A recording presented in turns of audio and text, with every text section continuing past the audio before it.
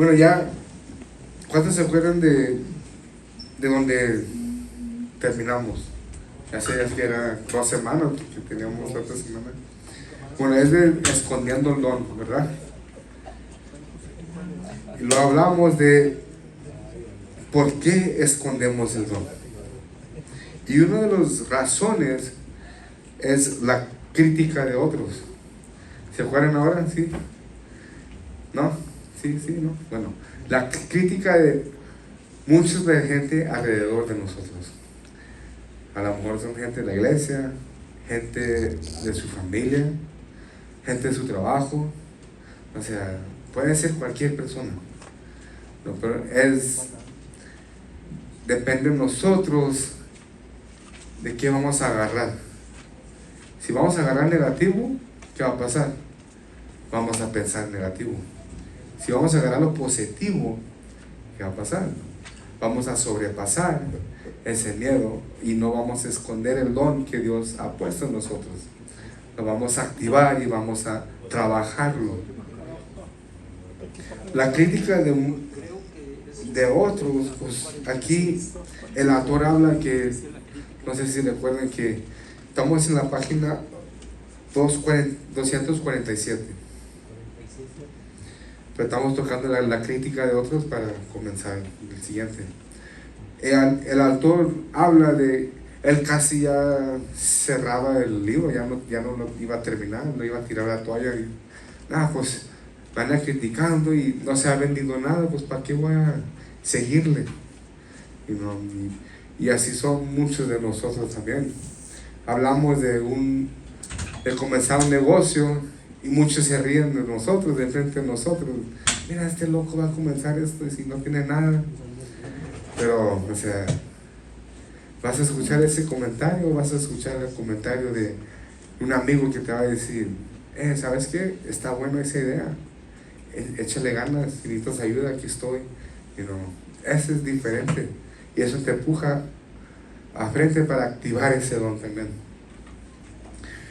Y ahora, el segundo, el que sigue, para donde muchos descuiden su don, es el temor al fracaso. Ese es muy, muy, muy crítico también. Vamos a ver aquí, si alguien me puede leer Proverbios capítulo 15, versículo 22. Y cuando lo tengan, por favor, digan amén para darle el micrófono para que puedan leer. El Proverbios capítulo 15, versículo 22.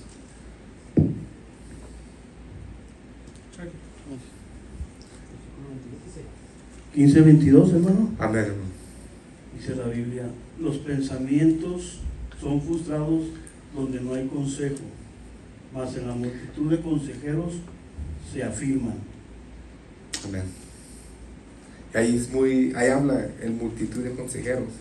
Alguien que te va a aconsejar es alguien que te va a empujar a lo bien y no a lo mal, porque no van a querer a verte fracasar, a vernos fracasar. ¿A poco usted quiere ver a su hermano fracasar? No, ¿verdad? ¿Quiere ver a su hijo fracasar? No, ¿verdad? Así es el Padre con nosotros, amén. Él nos pone a gente alrededor de nosotros para que nos pueda aconsejar nosotros. Aquí vamos a ver. Esta es la irónica realidad de este temor. Esperamos fracasar ni siquiera antes de comenzar. Así que nos protegemos no intentándolo. El pensamiento es, ¿por qué intentarlo si no va a funcionar? ¿Cuántos sueños y visiones se han visto frustrados debido al temor a fracasar? Cuán trágico es que los dones dados por Dios se malgasten de una manera que no es distinta a la del siervo perezoso. Con respecto a lo que produce el temor al fracaso, mi amigo Myles Munroe, que en paz descanse, escribió en su libro Maximice su potencial. Y aquí es muy, lo que dice aquí el autor, o sea, lo que yo me quedé, wow, es cierto. ¿no? ¿Cuántos de nosotros no hemos seguido? No sé si recuerdan ustedes cuando fueron a la escuela, así, pues, bueno, yo me recuerdo, ¿verdad? No sé que muchos fueron a la escuela en México, o aquí, o donde quiera, pero en elementary, ellos dicen, ¿qué quieres hacer, mijo? Yo quiero ser policía, yo quiero ser un bombero, yo quiero ser un doctor, yo quiero ser... Pero durante la vida, nuestros propios padres dicen, eres un menso, eres esto, eres otro, en vez de aconsejarnos, ¿sabes qué, mijo? Échale, si es cierto o no es cierto.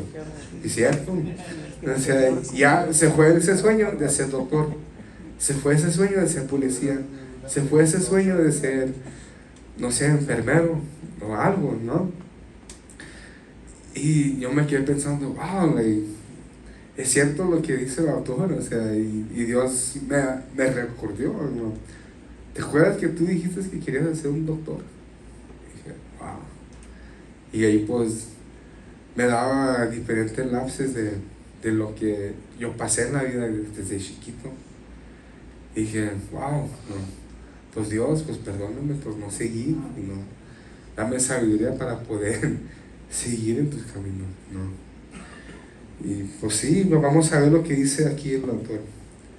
Miles Monroe dice, el cementerio es un lugar más rico de la tierra, porque es ahí donde podrá encontrar todas las esperanzas y sueños que nunca se cumplieron, los libros que nunca se escribieron, las canciones que nunca se cantaron, los inventos que nunca se compartieron, las curas que nunca se descubrieron, todo porque alguien tuvo demasiado miedo de dar ese primer paso. Y es cierto, porque mucha gente se muere teniendo ese pensamiento, y como muchos dicen, los americanos dicen the $1 million idea, porque es una idea de multimillonario, es una idea que puede explotar y hacerse uno de, no, pues bien en su negocio, pero se quedan con ese, pues que así, el temor al fracaso. Pero puedo poner el ejemplo de, si me permiten, lo de la banda Sinergia en nuestro grupo. Uno pone la idea de una canción, mira, de una canción, me inspiró el Espíritu Santo, Dios me lo puso, vamos a darle, ok, pum, vamos a poner esas notas, vamos a poner esto, si agregamos esto acá, ellos no dicen, tan loco esa canción, no, se animan unos al otro. Por eso ellos, como lo cantan, nos llega al corazón, porque todos están conectados, pero más que todo conectados con Papá Dios. Esa es una idea también de nosotros saber, tenemos que rodearnos con gente del reino. Sí, es difícil porque en el trabajo casi no hay muchos de esos gente del reino, pero a lo mejor son gentes de empresarios, o sea, puedes sacar esas ideas. No te tienes que moldear a como ellos hablan, no te tienes que moldear a como ellos reaccionan, pero puedes agarrar las ideas positivas que ellos tienen. Ahí podemos avanzar. Y viceversa, ellos pueden agarrar las cosas de nosotros.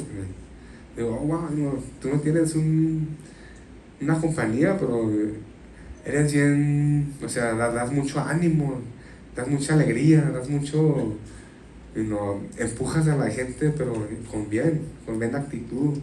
Pues es el Espíritu Santo, porque, yo voy a dar un ejemplo. Allá en Nueva York, yo trabajaba tenía 23, 24 años, y tenía gente de 40 años, 35 años. Me decían, ¿tú qué me vas a enseñar? Tú eres un morrillo que eres, ¿no? No, me decían así en el trabajo. Digo, no, está bien, hijo, está bien, pero ¿qué te puedo ayudar? Como tú sabes todo, ¿qué te puedo ayudar?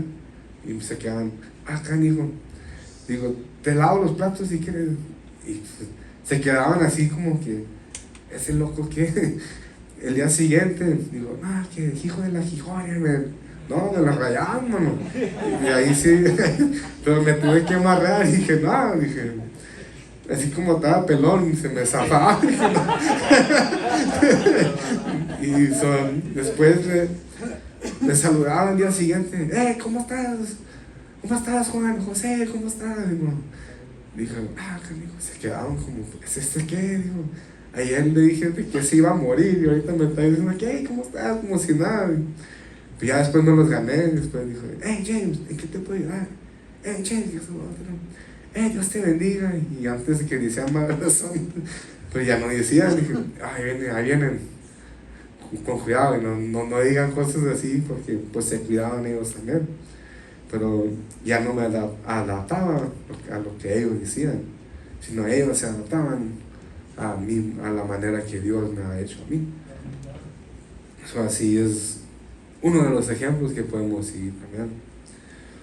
Y vamos a seguir en la página 248. Dice: estando de acuerdo con Miles, mi mayor advertencia es: no permita que los dones que Dios le ha dado se queden sin expresión en esta vida. Lo que diré ahora quizá les sorprenda, ya que todos estimamos mucho a Timoteo, pero en las cartas de Pablo aprendemos que Timoteo iba por el mismo camino que el administrador perezoso.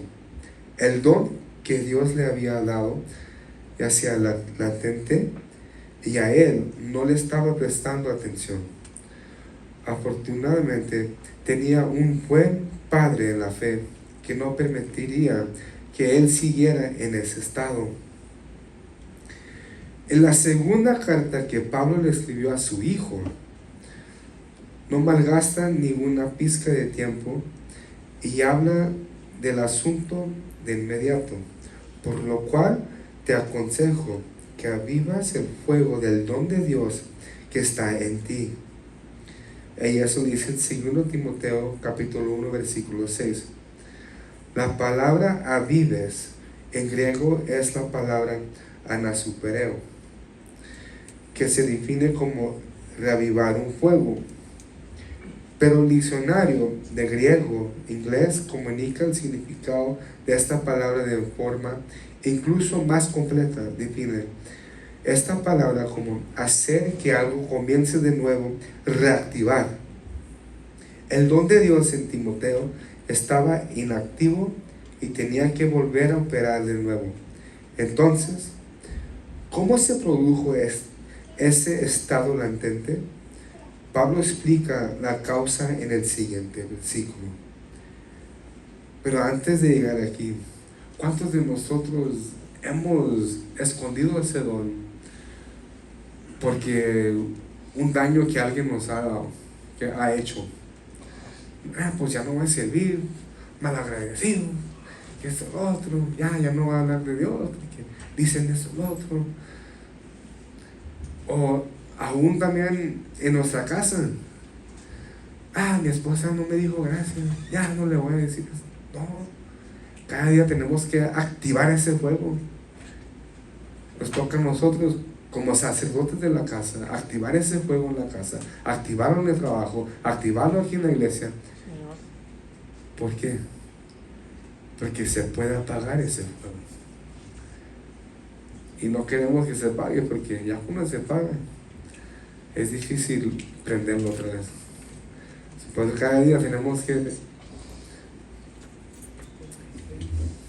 leer la palabra y tener como aquí Timoteo, él tenía a alguien que le empujara. Hey, está bien, vámonos. Y no, en la casa tenemos que empujarnos unos al otro con nuestras cosas. Pero muchas veces nosotros decimos, pues esta que tiene me está diciendo esto. Pero usted nunca sabe que si es el Espíritu Santo que se está hablando. Pero uno, como es machismo, le tira al león y le dice, tú no sabes, o algo, y no. Yo no sé por qué me estoy yendo a ese lado, pero solamente Dios sabe. No sé si alguien quiere agregar, hermanos.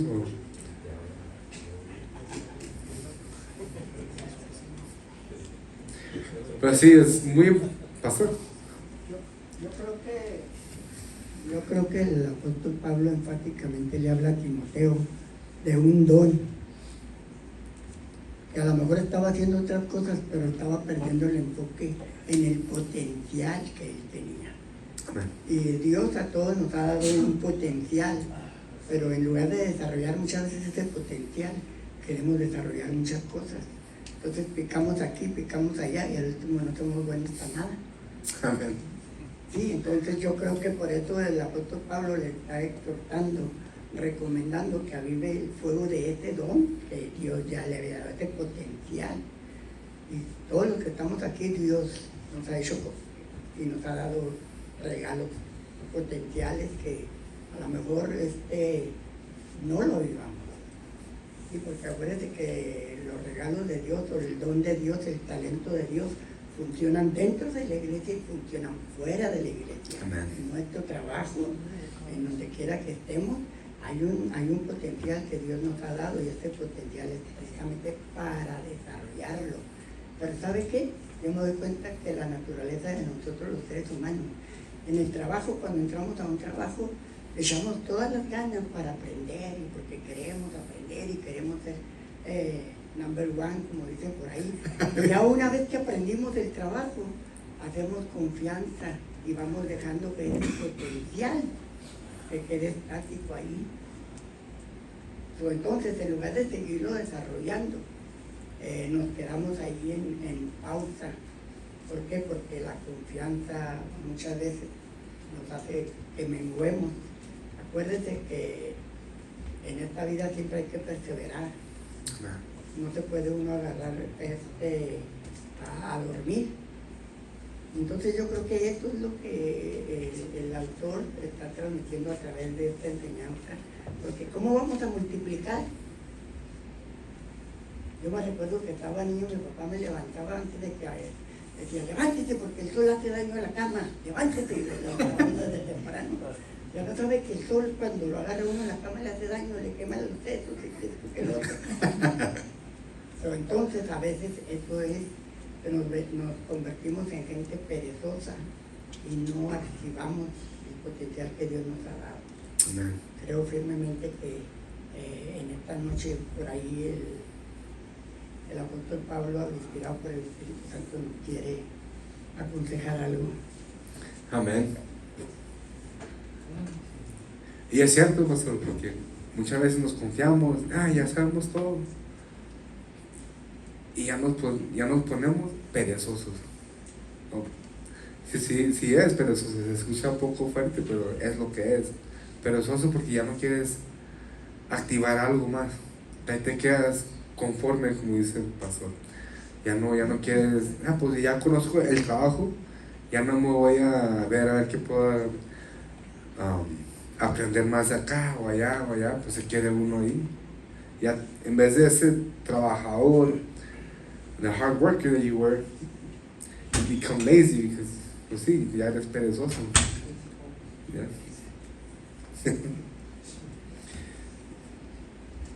Y aquí dice en este versículo, porque no nos ha dado Dios espíritu de cobardía, sino de poder, de amor y de dominio propio. La palabra griega para cobardía es railia, que se traduce más concretamente como timidez. Pablo está diciendo, Timoteo, el don que Dios te ha dado está latente debido a un espíritu de timidez. O dicho de forma más clara incluso, Timoteo, el don que Dios te ha dado está inoperativo debido a un espíritu de intimidación. Oh, qué fuerte, ¿verdad?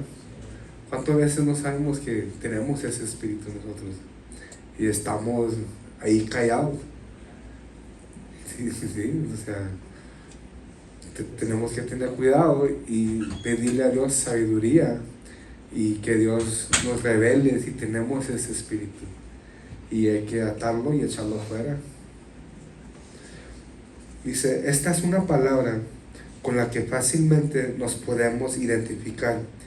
Intimidación significa desalentarnos de hacer algo debido al temor, pero el aspecto más importante es que el origen final de la intimidación es un espíritu, es una fuerza espiritual, y si no tratamos el temor a un nivel espiritual, sus raíces no se arrancarán por completo.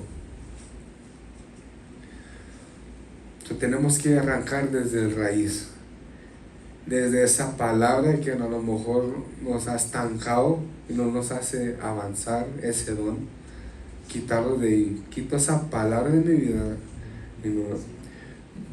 Dios me ha dado no un espíritu de cobardía, pero lo que dice aquí en el versículo, sino de poder, de amor y de dominio propio. Yo tomo ese dominio propio una vez más, y ese espíritu de timidez te vas. En el nombre de Jesús. Vamos al siguiente. Dice: mi batalla contra la intimidación. Conozco todo esto porque batallé con este espíritu por muchos años. Suponía que era una debilidad de mi personalidad, pero durante un conjunto de reuniones a comienzos de 1990 descubrí que estaba totalmente equivocado en mi valoración.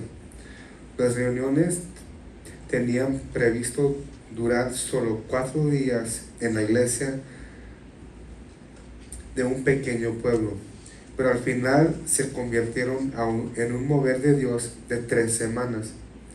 Cada noche Él identificó, se llenaba al máximo, y muchos eran salvados, sanados y liberados.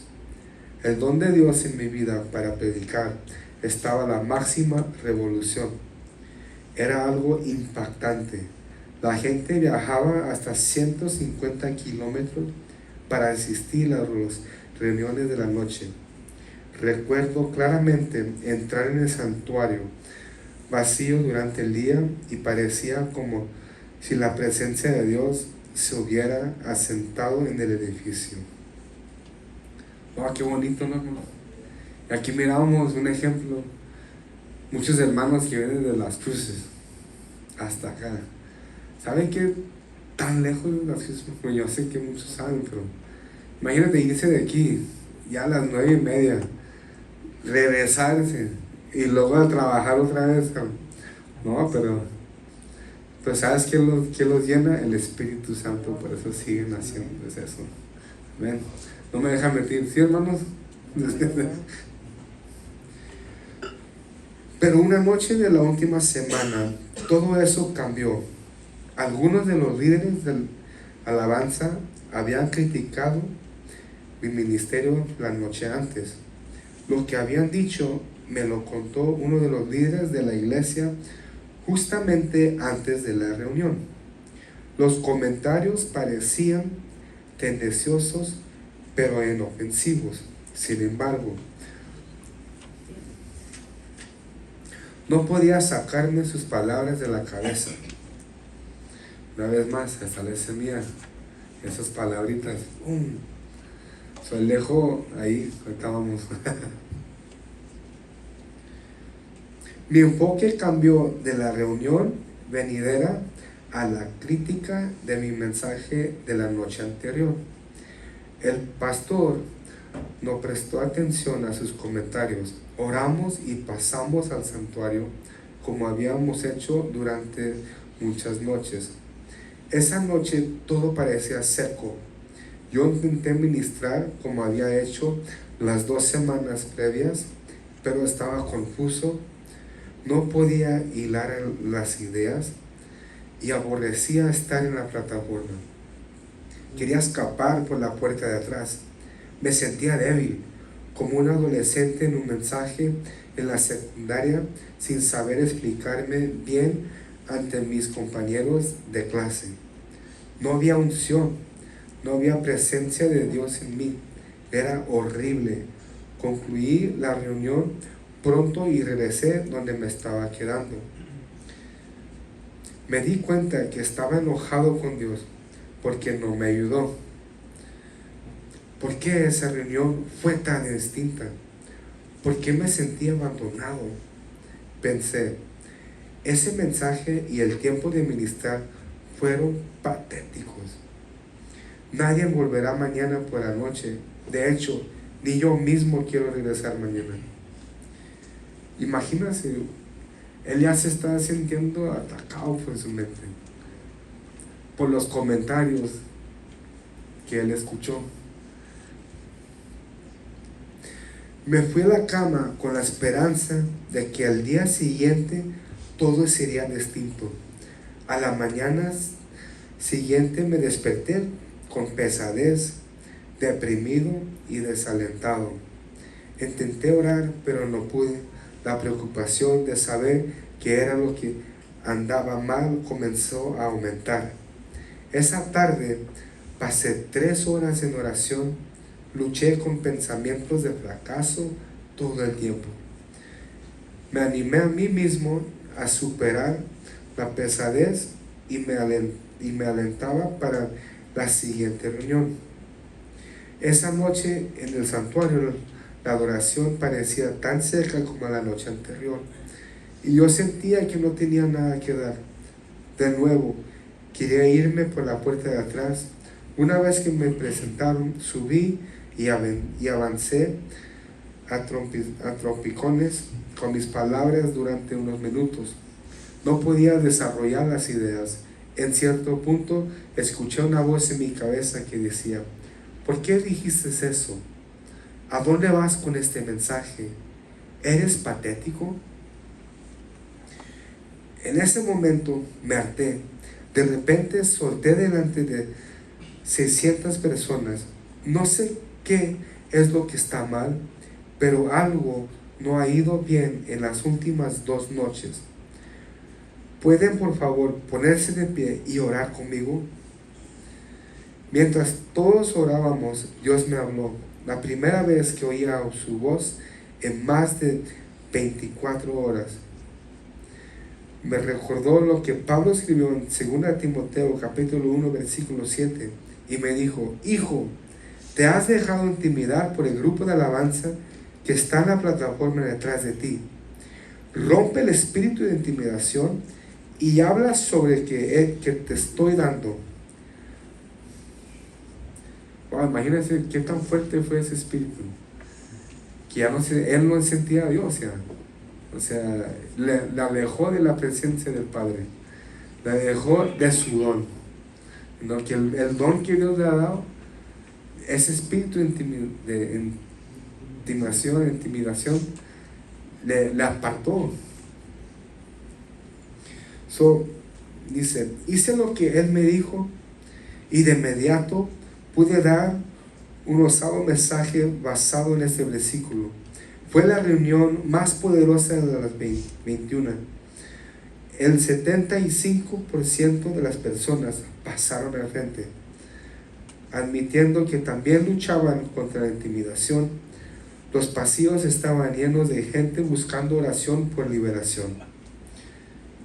El pastor se puso en contacto conmigo pocas semanas después para decirme lo eficaz que había sido esa reunión.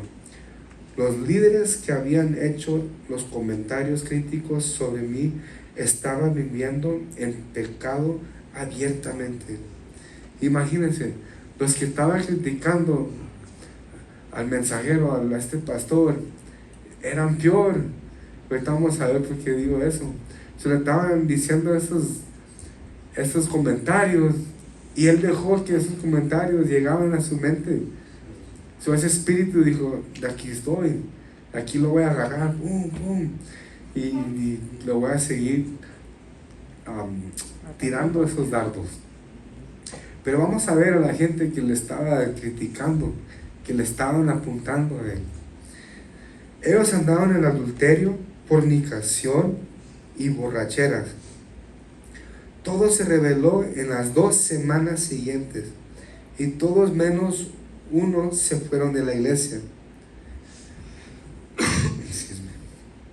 El pastor me dijo que desde entonces su grupo de alabanza nunca ha estado tan unido y ha sido tan eficaz. Fue una experiencia que cambió la vida y el ministerio. Oh, qué poderoso, ¿no? Vamos, David.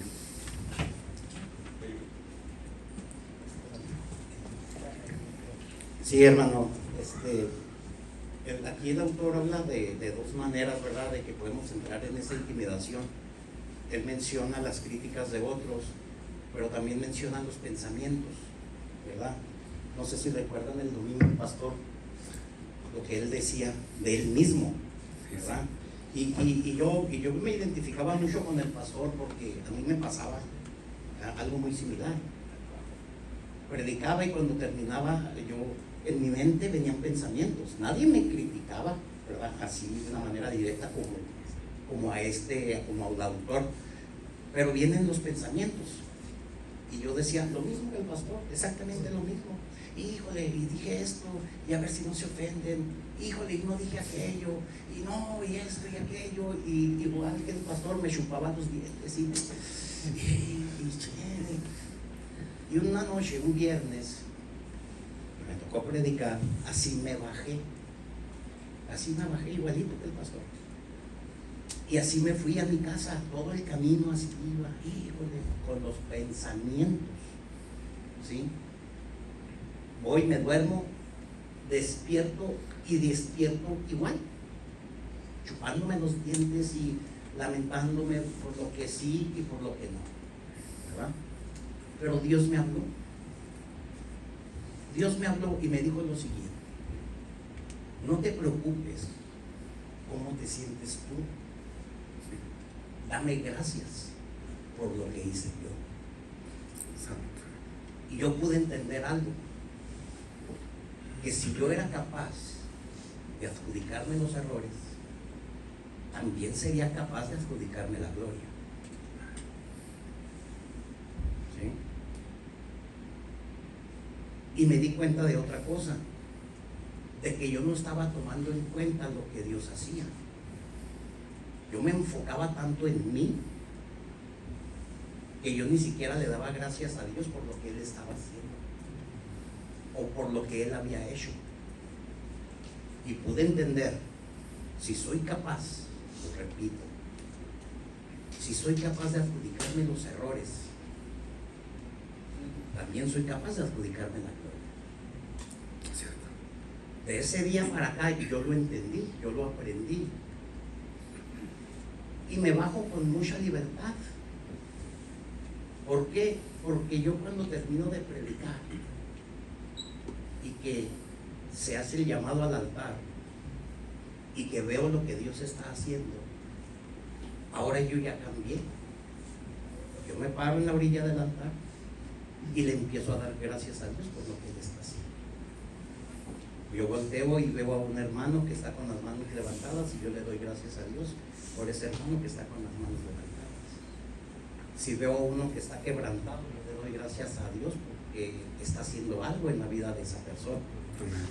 Entonces, trato de que no se me olvide eso, de primero darle gracias a Dios por lo que Él está haciendo, por lo que Él ha hecho, porque yo entiendo que a pesar de mis errores, con todo y mis errores y sobre de mis errores, Él algo hará.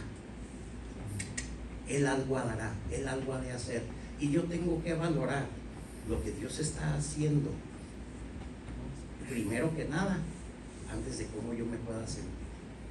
Y eso para mí ha sido muy liberador. Eso para mí fue muy liberador. ¿Por qué? Porque me bajo muy livianito. Ya no me bajo con esa preocupación de lo que sí dije y lo que no dije. Yo entiendo que ya estando arriba, a veces uno dice cosas incorrectas o lo que tú quieras.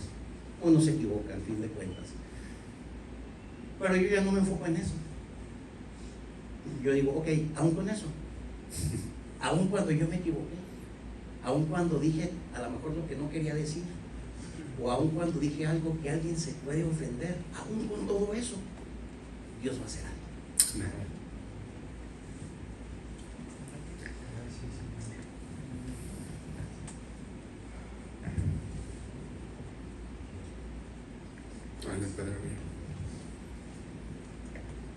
Tocando ese punto y lo que habló el hermano, creo que es muy importante también saber de que a pesar de que a veces no hay la acción de los oyentes o reacción a lo que se está enseñando, lo que está aplicando, siempre uno se lleva la semilla, aunque por ejemplo alguien no pasó al altar o no levantó las manos, pero Dios siempre usa a esos instrumentos como ustedes que están ahí enfrente, que están aquí dando la clase, y quizás no lo vean al momento, pero uno se lleva eso en el corazón, y cuando esté en la casa, ahí está uno, bueno, está el Espíritu Santo taladrando a nuestras mentes.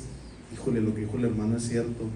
O sea, siempre Dios usa sus vasos dispuestos, y eso es que lo entiendan todos los que se paran enfrente a dar una clase o a predicar. Siempre, aunque uno a veces no lo exponga o no se vea la luz al momento, Dios ya está obrando en nosotros. Amén. Es cierto. ¿Alguien más? Bueno, en Filipenses capítulo 1 versículos 28 y 29 quería leer esto antes de cerrar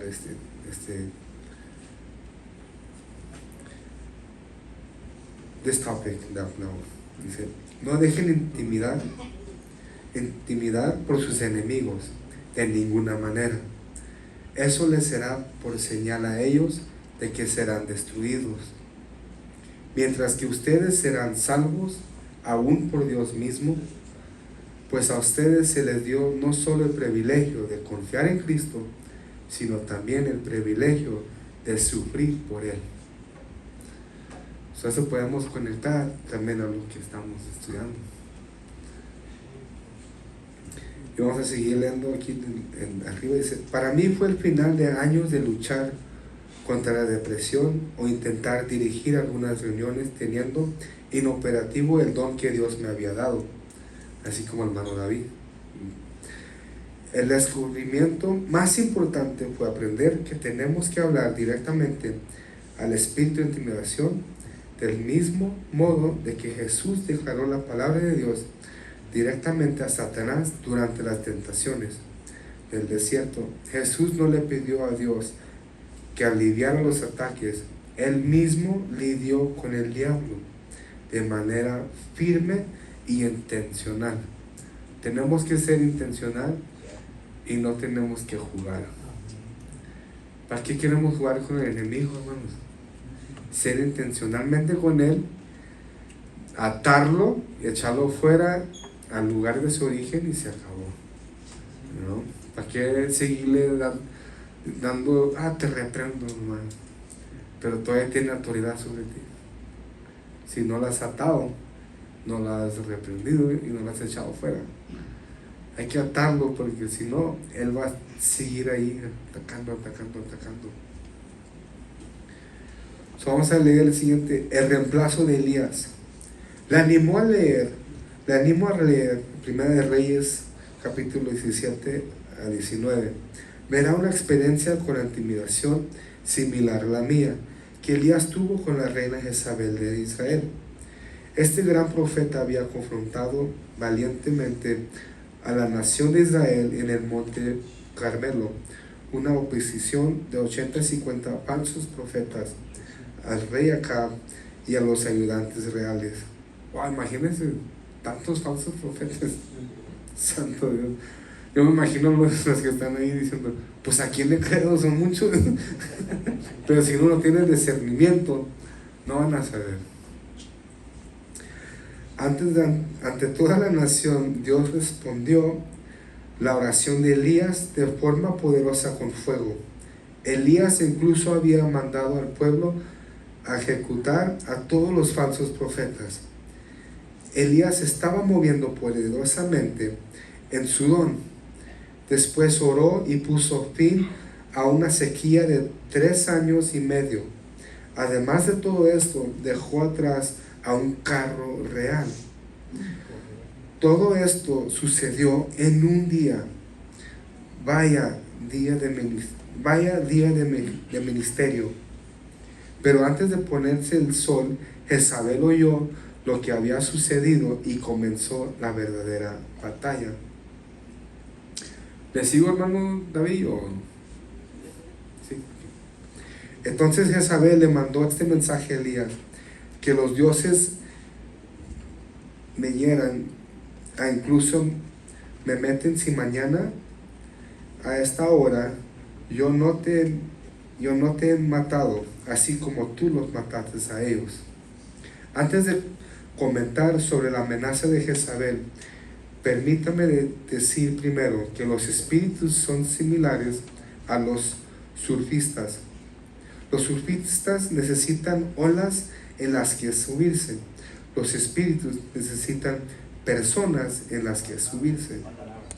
O palabras, ¿sabes? Necesitan palabras en las que subirse. Se nos dice, ninguna arma que te ataque triunfará. Silenciarás cuánta voz se levanta para acusarte.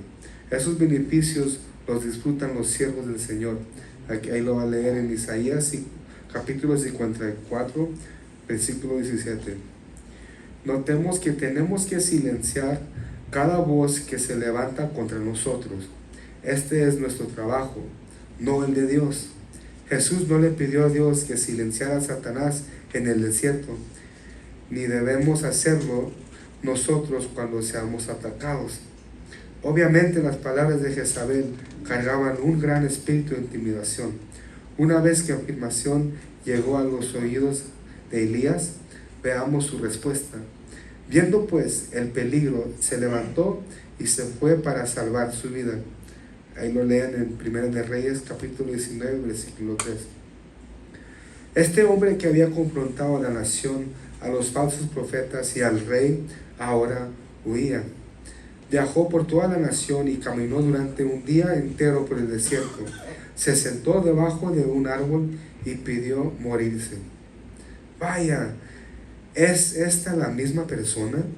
¿Qué está sucediendo? ¿Qué está sucediendo? Obviamente está confuso, deprimido, desalentado y ha perdido su visión. Estos son los síntomas de un espíritu de intimidación. La triste realidad es la que la mayoría de las personas tratan los síntomas en lugar de tratar el espíritu que hay detrás de ellos. Por ignorancia, yo también luché con estos síntomas por años, hasta que esa noche Dios expuso los caminos de ese espíritu malvado. Tenía problemas en mi don y no sabía por qué. Elías se había rendido, así que Dios envió al profeta Alicaido a hacer un viaje.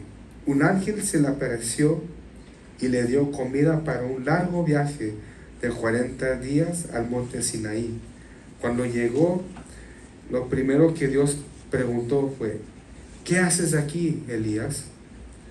Aquí lean en el 1 de Reyes, capítulo 19, versículo 9. Dice, ¿qué? Un momento, Dios le había mandado al ángel darle comida para el viaje, así que Elías hizo el viaje. Pero al llegar, Dios preguntó por qué estaba ahí. ¿Se ha vuelto Dios esquizofrénico? No, esto es lo que debemos saber. Si nos vence la intimidación, a menudo Dios nos enviará a un lugar neutral para ministrarnos, porque Él nos ama. Yo ignoraba lo que estaba pasando en esas reuniones, pero no creo que fuera el caso de Elías. Él sabía cómo confrontar con la valiente la oposición, pero tenía miedo de esta reina. La verdadera pregunta ahora es, ¿qué había detrás de la pregunta de Dios? Dios le preguntó a Elías, ¿por qué no confrontó a la reina? Porque ella era la que estaba encabezando todo el mal. Había que detenerla, pero en lugar de hacer eso, Elías huyó de ella. En lugar de responder a la pregunta detrás de la pregunta, Elías cambió de tema, quejándose de que era el único que había quedado para servir a Dios. Es la clásica historia para llorar. ¿Cuántos hemos escuchado eso salir de nosotros? Pero ¿por qué siempre yo, Dios? No es que yo siempre estoy solo, que eso es lo otro. Por la intimidación, muchas veces. Creo yo que aquí cabe esta noche hacer un énfasis. El hermano está hablando de espíritu de intimidación, ¿sí? Y nosotros tenemos que despertar, porque en otras palabras está hablando de un demonio de intimidación, ¿sí? No es otra cosa que un demonio que busca muchas maneras de cómo influenciar al ser humano, ¿sí? Y lo puede influenciar hasta con dádivas, ¿sí? Para no ejercer el don que Dios y el potencial que Dios nos ha dado. Entonces es bien importante, porque a veces pensamos que un espíritu de intimidación solamente puede trabajar a través del miedo, ¿no? Pero si usted se fija a Jesús, el diablo cuando lo tentó ofreciéndole, ¿sí? Ofreciéndole los reinos, ofreciéndole que usara un poder sobrenatural, ¿sí? Porque si logra eso, Jesús, si logra ser tentado por eso, pues le va a entrar la intimidación de no querer llegar por el proceso que Dios tenía. Y lo mismo nos pasa a nosotros, a veces no queremos atravesar los procesos de aprender, de crecer, y aprovechamos otras ofertas que nos da el enemigo, ¿sí? Y entonces nos vamos por eso. ¿Por qué? Porque no nos damos cuenta, pero hay un espíritu de intimidación, que ok, voy a meter mejor focha, en lugar de caminar derecho, me voy a ir por acá. Y es bien importante porque el diablo trabaja de una manera muy sutil. Y hablando honestamente, yo creo que el diablo a todos nos ha robado, porque no nos hemos levantado precisamente en armas. Y yo creo que es vital en esta noche que nos demos cuenta, porque a veces se nos pasan los años y en lugar de ser conquistadores, pues se nos durmió con el don que Dios nos dio, como a Timoteo, va, por años. Pero porque yo ahorita que estoy escuchando la lección me doy cuenta dos cosas que nosotros los creyentes tenemos. No todos, ¿verdad? Siempre hay excepciones a la regla, pero simplemente no sabemos tener la apertura en nuestro corazón para recibir, ¿sí? O sea, porque para recibir se necesita una actitud, y a veces nuestra actitud pues no está como para recibir, está como que me es inclusive, ¿sí? O ya aparentemente ya eso ya lo sé, ya lo oí, porque lo que usted está diciendo ya lo oí muchas veces, pero una cosa es que lo oiga y otra es que lo practique. ¿Sí? Entonces es bien importante que nos demos cuenta que el diablo es bien sutil y trabaja de muchas maneras. Y la manera que el diablo busca es intimidarnos para no caminar el proceso que Dios tiene con cada uno de nosotros. Y creo yo que por no caminar este proceso, pues nos hemos detenido y no hemos sido conquistadores del propósito que Dios tiene en nuestra vida con cada uno de nosotros. Amén. Amén. Gracias, pastor. Y es muy cierto lo que dice el pastor, porque muchos piensan que el enemigo no ofrece algo, pero sí, el enemigo ofrece algo. También él puede ofrecer para movernos de los caminos de Dios. Por ejemplo, en un trabajo, te vamos a dar más dinero, pero queremos más tiempo de ti. Ya no vas a poder ir a la iglesia, estás descuidando tu casa, y uno nunca sabe, dice, pues voy a agarrar más dinero, pero estás descuidando tu don, estás descuidando tu casa, estás descuidando tu ir a la iglesia, o sea, te está quitando tiempo. En vez de acercándote a Dios, te está alejando a Dios. Eso también es otra cosa muy cierto que dice el pastor. Y vamos a seguir aquí, dice: he servido con gran celo al Señor Dios Todopoderoso, respondió Elías, pero el pueblo de Israel ha roto su pacto contigo, derribó tus altares y mató a cada uno de tus profetas. Yo soy el único que queda con vida y ahora me buscan para matarme a mí también. Dios ignoró por completo esta respuesta y de nuevo hizo la misma pregunta: ¿qué haces aquí, Elías? Y de nuevo Elías dio exactamente la misma historia para llorar. se había rendido y no quería lidiar con el mal detrás del mal. Dios de nuevo ignoró por completo su historia de pobre de mí y le dio la orden más asombrosa: regresa por el mismo camino que viniste y sigue hasta el desierto de Damasco. Cuando llegues allí, unge a Hazael para que sea rey de Aram. Después unge a Jehú, nieto de Nimsi, para que sea rey de Israel, y unge a Eliseo, hijo de Safat, de la tierra de Abel Meola, para que tome tu lugar como mi profeta. Wow. Observo las últimas palabras: tome tu lugar como mi profeta. Qué poderoso, ¿no? Digo, wow. Yo me agradecí, santo. Y bueno, Dios estaba reemplazando a Elías porque sucumbió y fue vencido por la intimidación. Si continúa leyendo al segundo libro de Reyes, encontrará que Elías pasó la mayor parte de sus 4 años siguientes entrenando a su reemplazo. Además, hay noticias más impactantes. No ungió ni a Hazael ni a Jehú. Su reemplazo, Eliseo, tuvo que hacer eso. Eliseo no se dejó intimidar a ese nivel. Fue valiente y no retrocedió ante ninguna maldad.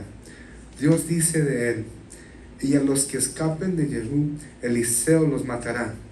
Entre Jehú y Eliseo, la malvada dinastía de Acab y Jezabel fue derrocada. Creo que esta tarea le correspondía originalmente a Elías, pero debido a la intimidación, el destino se vio alterado. Admitimos que Elías, a diferencia del siervo perezoso, conocía el carácter de Dios. Sin embargo, su batalla muestra claramente lo que el temor y la intimidación pueden hacer con respecto a nuestro don y llamamiento. Lo más importante es decidir firmemente no retroceder ante el temor y la intimidación. Dios nos respaldará cuando vayamos a combatir contra esta fuerza. Es vencible, pero debemos golpearle de frente con la palabra y las promesas de Dios. Repito, Dios está de su lado. Él cree en usted. Él quiere que usted florezca en los dones que ha puesto en su vida. No se retire. No deje que nada ni nadie le desvíe de su misión y de su destino. Amén. No sé si alguien quiere concluir o quiere decir algo también antes de orar y reflexionar de si tenemos un espíritu de intimidación. Hermano Alberto. Sí, nada más para resaltar una vez más lo que el autor nos dice, los 4 síntomas. 4 síntomas de cómo nosotros nos podemos dar cuenta si un espíritu de intimidación está sobre nosotros. Dice, estos son los síntomas de un espíritu de intimidación: estar confuso, deprimido, desalentado o ha perdido la visión. Lo repetimos: si está confuso, deprimido, desalentado o ha perdido la visión. Yo creo que, como dice nuestro pastor, en esta noche el autor y Dios, ¿verdad?, el Espíritu Santo nos lleva a que nos echemos un clavado a nuestra vida, a nuestro corazón, y yo creo que estos 4 áreas son indicadores, ¿verdad?, como dice el autor. Lo tremendo aquí es a dónde te lleva ese espíritu de intimidación si no logramos vencerlo. Y si nos damos cuenta, este espíritu de intimidación es uno de los que oramos cada domingo en la mañana. Amén. Con ese espíritu de Jezabel, para echarlo fuera. Pero si no lo echamos fuera, ¿hasta dónde nos puede llevar? Hablamos de Elías, el profeta de fuego, de todas las grandes cosas que hizo Elías, pero no pudo vencer la intimidación, por eso Dios lo reemplazó.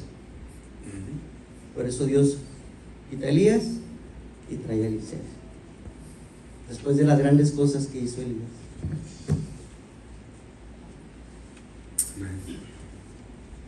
¿Alguien más? Sí, yo pienso que lo que pasó con Elías fue que tal vez se sintió como que Dios lo había abandonado, ¿verdad? Pero sabemos que Dios no nos va a dar algo que no podamos, ¿verdad? Nosotros, Dios siempre ha tenido la confianza en cada uno de nosotros. Lo que pasa es que a veces nosotros como seres humanos dejamos de tener la confianza en Dios. Amén. Y sabe que, hermano, no nomás Dios tiene confianza en nosotros, el diablo también, Padre Santo. El diablo sabe que ustedes pueden, por eso los ataca mucho. Porque no nos podemos reaccionar nosotros mismos. Sabes que yo también, si Dios cree en mí, el que me creó, yo también voy a creer en mí. Acuérdense, hay peques detrás de ustedes, de nosotros, que nos están mirando. Si nosotros activamos ese don, no lo escondemos, se activa en ellos también, y ellos van a florecer otro don en ellos, por lo que nosotros estamos activando y no escondiendo. No sé, alguien más quiere.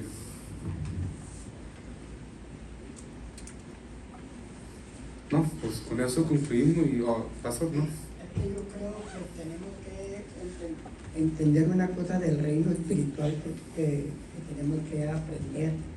En el reino espiritual hay rangos, ¿sí? Porque si no conocemos esto, pudiéramos decir, ¿cómo fue posible que una mujer con unas palabras haya intimidado a este profeta de guerra? Porque acababa de vencer 850 baales, los persiguió, ¿no? ¿Cómo es posible que unas palabras, pero esas palabras iban cargadas de poder, demoníaco, pero poder? Por eso esas palabras poderosas lo intimidaron. Lo que sucede es que Dios, al Dios que servimos, nos conoce, por eso dice que nunca nos va a dar una prueba más allá que no podamos soportar. Sabe que nosotros estamos en kinder, es la verdad, por eso nosotros lidiamos con espíritus inmundos, solamente con pensamientos. ¿Por qué? Porque Dios no va a permitir que venga otro rango, porque nos aniquila, porque no estamos preparados para eso. Sí, entonces tenemos que tener en cuenta que si queremos conocer otro tipo o otra categoría de demonios, pues necesitamos primero vencer a los espíritus inmundos que nos tienen adormecidos, que nos tienen controlados. Porque yo encuentro mucha gente que a veces no viene a la iglesia porque salió cansado del trabajo. Y yo creo que piensa que si viene a sentarse a escuchar, se va a hacer más viejito, en la mañana no se va a poder levantar, o yo no sé. Pero hay gente así, porque no se da cuenta que es un espíritu de intimidación. Que dice, no, pues es que mañana cómo me voy a levantar al trabajo, todo. ¿No entiende? No sabe que al Dios que adoramos da las fuerzas del búfalo. Entonces, qué importante es entender que hay influencias demoníacas. ¿Sí? Entonces, tenemos que aprender que la lucha que tenemos es contra ellos y hay que en el nombre de Jesús levantarnos y declarar victoria sobre toda influencia demoníaca en nuestras vidas. Amén. Que el hermano quería decir algo. ¿No? ¿No? Víctor.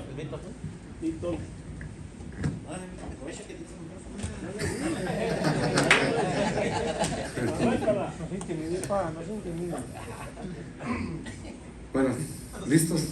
Vamos a pararnos para